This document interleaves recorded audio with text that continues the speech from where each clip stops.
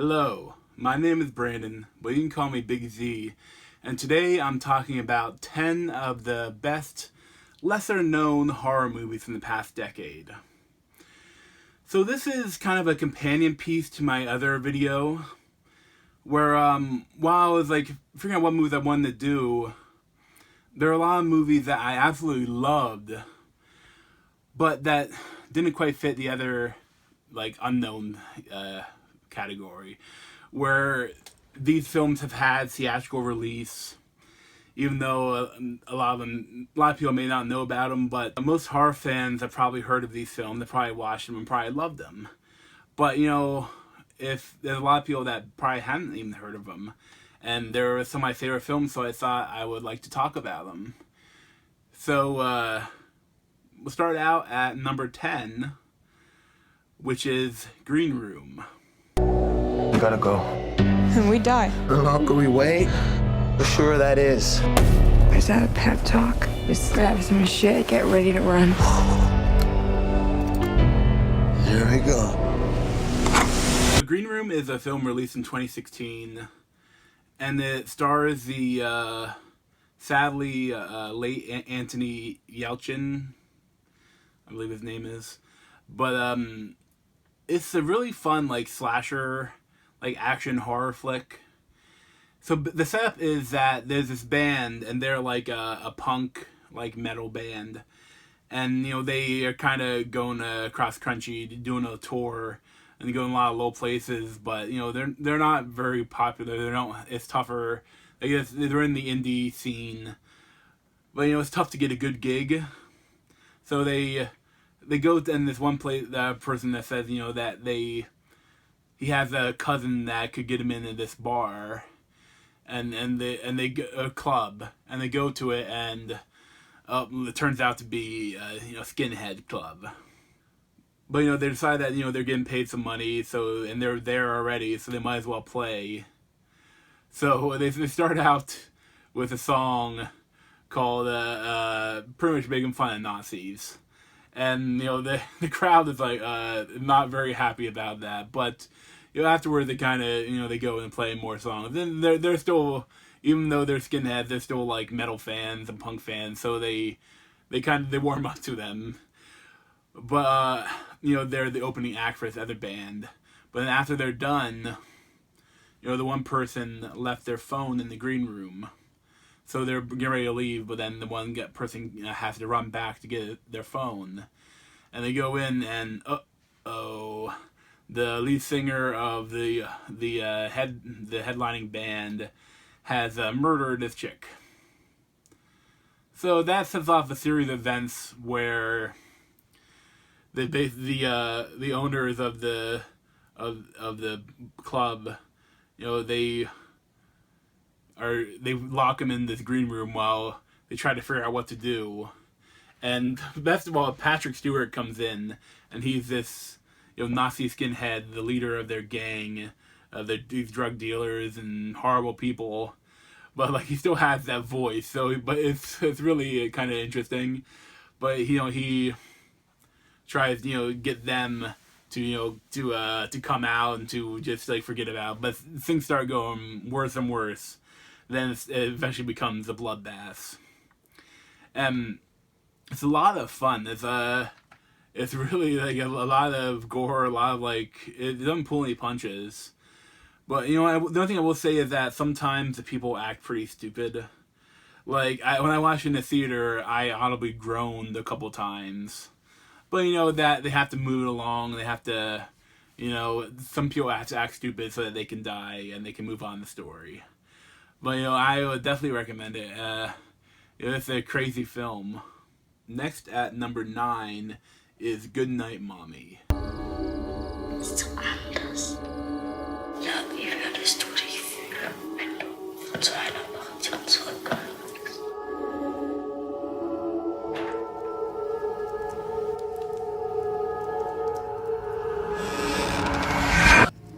And this is a creepy film that's kind of really messes with your mind, and you don't really know what exactly is going on, but something is wrong.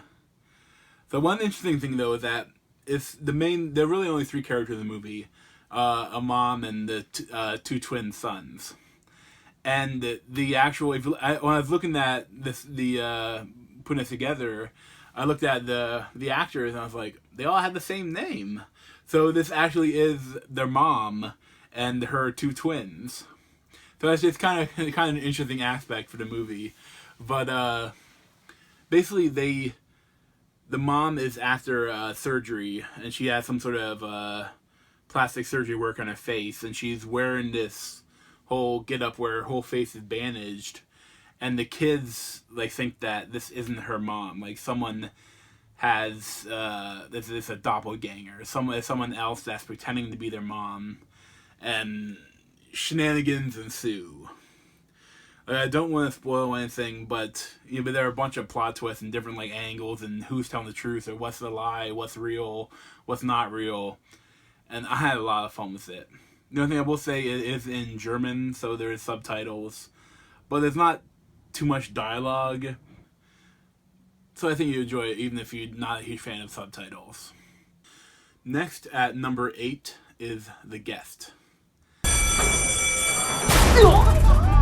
What happened? I got into a fight with some guys at school. I'll teach him some self-defense when he's feeling up to it. Well, what are you gonna do? Nothing bad.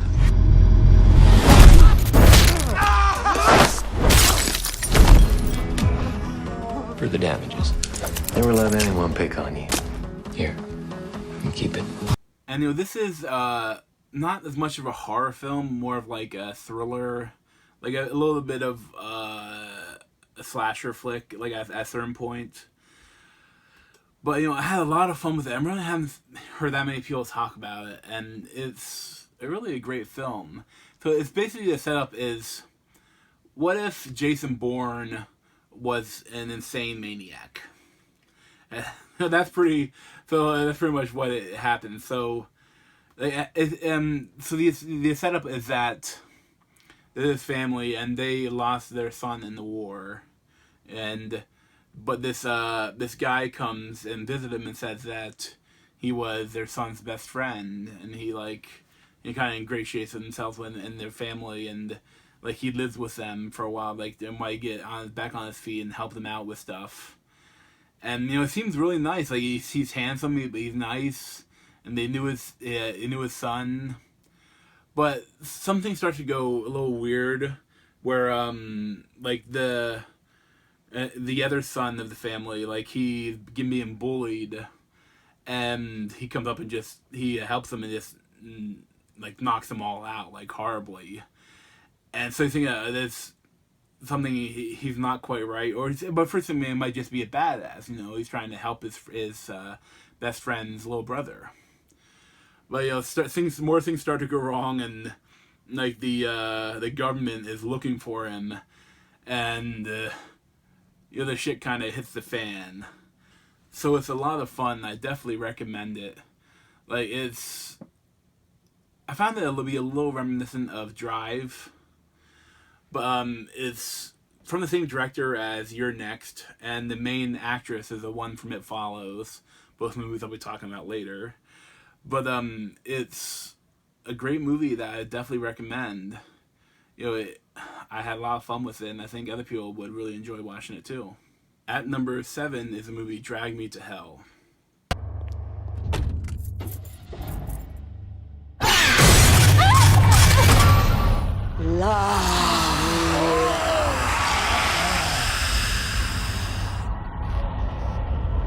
Soon it will be you who comes begging to me. So this is a film by the director Sam Raimi. The guy who did all the Evil Dead movies and Spider-Man. And it definitely is reminiscent of Evil Dead, but with a new story. So this main actress, she forecloses on the house of the wrong woman, and that woman casts a curse on her. And she slowly everything's going wrong around her, and she's every day she gets close to being dragged to hell. She's cursed, and she at first you don't know, and she didn't think it's real, but then things start to happen, and she's trying to figure out how to end the curse and how to stop the curse. And I would say it has some comedy to it, but A lot of stuff is pretty brutal. Again, it's definitely in the vein of the Evil Dead movies, like especially like some of the effects, and Tim Raimi seems to like be pouring stuff down the girls' throats, and the it's brutal, but it's a whole lot of fun. It's one of my favorite horror films. I definitely recommend it if you haven't seen it and aren't easily disgusted by stuff like that. Then at number 6 is the movie You're Next.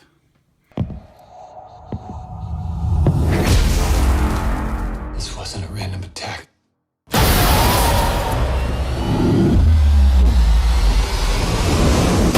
And it's probably my favorite of the home invasion subgenre of films.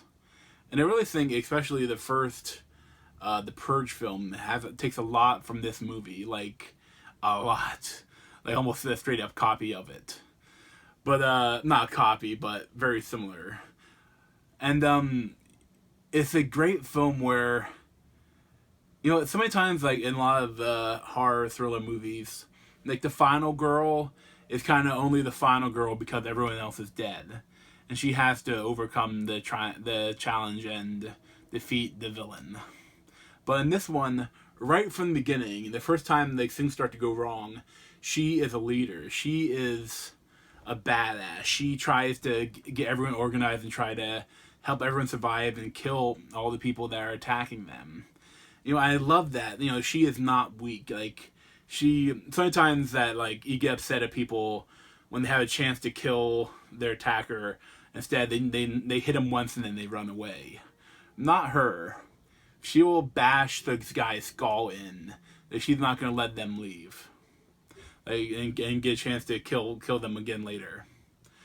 And, it's a really good film. Like, the only thing I will say is that they never quite explain why these people are doing it. Like, I won't spoil anything, but they never really give a reasoning for why they would so cold-bloodedly kill this whole entire family of people.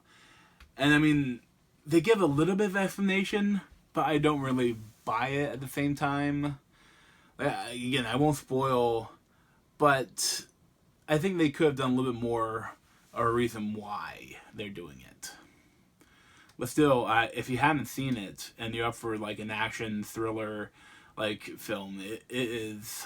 I highly recommend it. Coming in at number 5 is the movie The Cabin in the Woods. Lambs have passed through the gate. They are come to the killing floor. Let's get this party started! I seriously believe something weird is going on.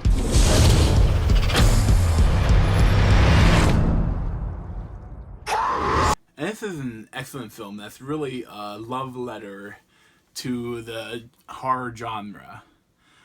The basic setup is that, this group of people go to this cabin in the woods, and, they do something stupid, and then they, everything starts to go bad. Like, they start to be attacked by this family of hillbillies, like of hillbilly zombies or whatever. But it's a lot of it's really interesting. Like, they're like peeks at something else going on, like something pulling the strings behind the scene, and that they have to all kind of fit these archetypes, even though when they don't really necessarily fit them, they kind of force them into the horror archetypes. And it's interesting how this thing got made, because it's from Joss Whedon and his friend. So it's directed by Drew Goddard, but it's written by Goddard and Joss Whedon, of the Avengers and Buffy the Vampire Hunter fame, and a lot of everything else they've done. So it's really well written, and it's really an interesting film. Well, there's a lot of stuff that they do, which I haven't seen any other film even attempt to do. And like, I don't want to spoil anything, but when things start to go down and everything goes crazy, this film is insane. Like, I don't know how they pulled some of this stuff off. It's so fun and interesting, and I would definitely recommend it if you've never seen it. Like, it's it's if you love horror films, you have to see Cabin in the Woods, just because it really talks about like your love. Like you really see what's even though it's kind of poking fun at some of the things that it does, it also showing the love of it. And like it's so many little twists and turns and different things that happen that you really have to see it to appreciate all that it does. And number 4 is the movie What We Do in the Shadows. The trouble with being a vampire is you have to be invited in. Come in to the bar. $5 you can walk in. Will you invite us in? We need some fresh blood.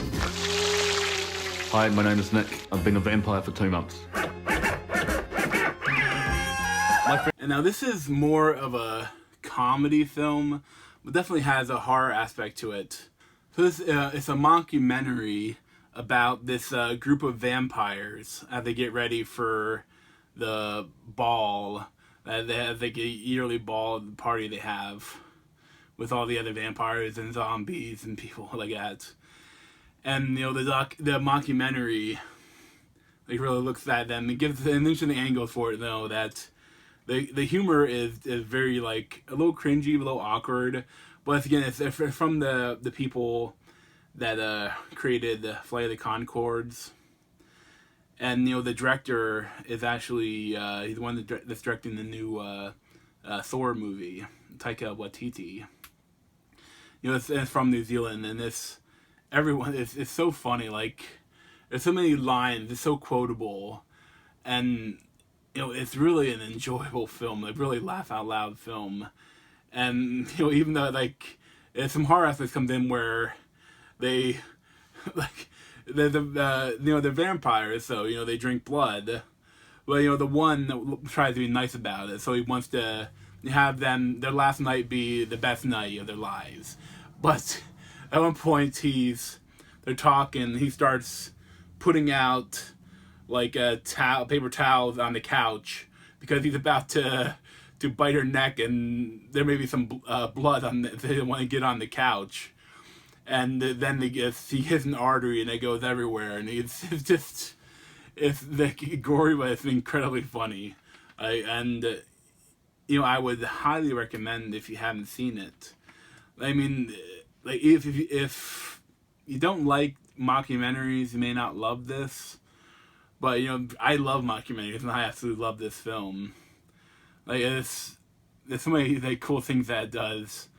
Now it comes in. It's a little short, and it's not a long movie, so I probably recommend the Blu-ray because there's a lot of extras. Like they cut out a lot of really funny scenes to make it like a tighter film, but the films could either have been in the movie. Like they're really funny too. So yeah, I would definitely recommend it. Next at number 3 is Tucker and Dale versus Evil. I mean, they're psycho killers. Then why don't you go in there and talk to them? All right. Maybe I will. I said maybe.